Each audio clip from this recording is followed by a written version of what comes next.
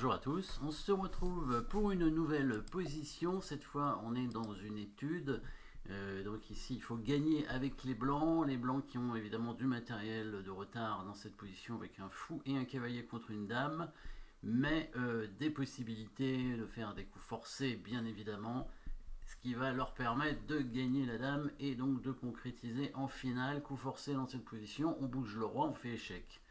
Tout simplement, puisqu'il y a un fou sur la diagonale du roi, et donc il suffirait de faire une attaque à la découverte avec le roi. Après, on va essayer de gagner cette dame qui est un petit peu enfermée.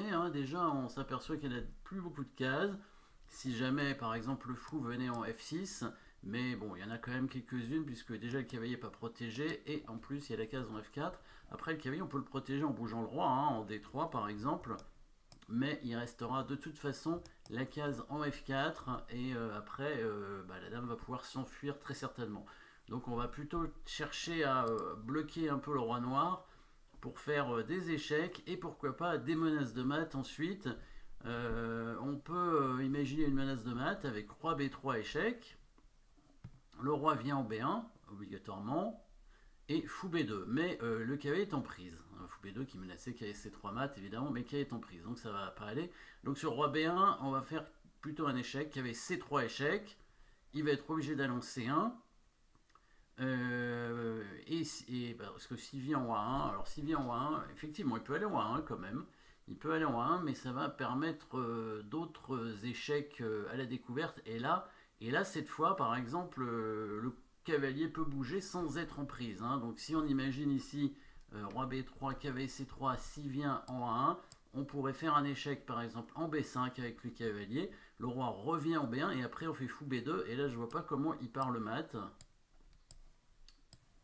Je crois que c'est un mat, enfin si il peut donner la dame, mais en tout cas il y a la menace cavalier à 3 mat, et du coup il va être obligé de donner sa dame. Il n'y a pas d'échec intéressant, enfin il y a des échecs, mais en donnant la dame bien évidemment. Donc sur cet échec ici il va être obligé d'aller en C1, et là une menace de mat peut-être. Il y a encore des échecs, mais le roi il va s'enfuir.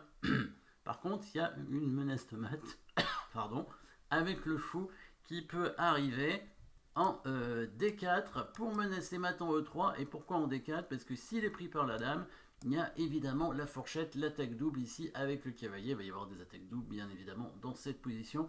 Le fou vient en D4 pour menacer mat, et donc si les noirs ne veulent pas perdre leur dame, ils vont être obligés de bouger leur roi en D2 pour éviter le mat, et c'est là où on va retrouver une nouvelle attaque double évidemment.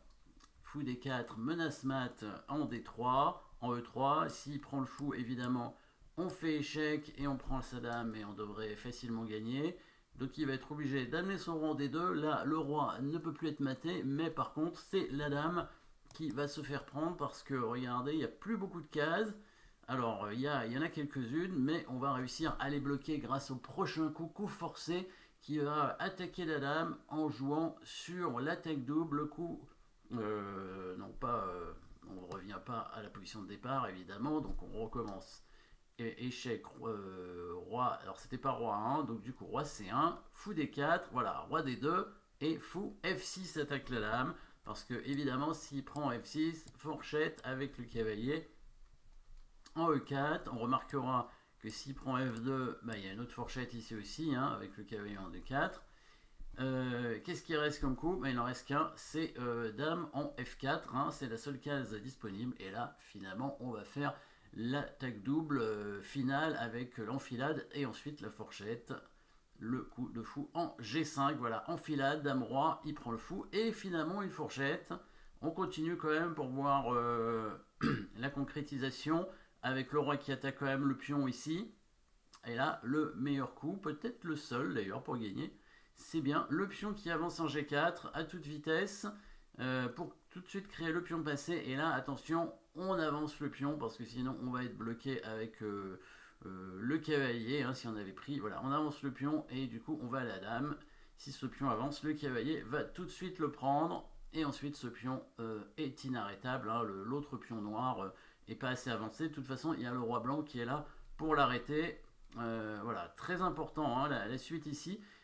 Pas sûr qu'un autre coup soit suffisant pour gagner ici, donc On va très très vite avancer ce pion en G4, menaçant de prendre en H5 évidemment. Et là, hop, le pion passé. Donc, petite étude avec quelques enfilades, quelques fourchettes surtout. Une attaque à la découverte pour commencer. Une menace de mat.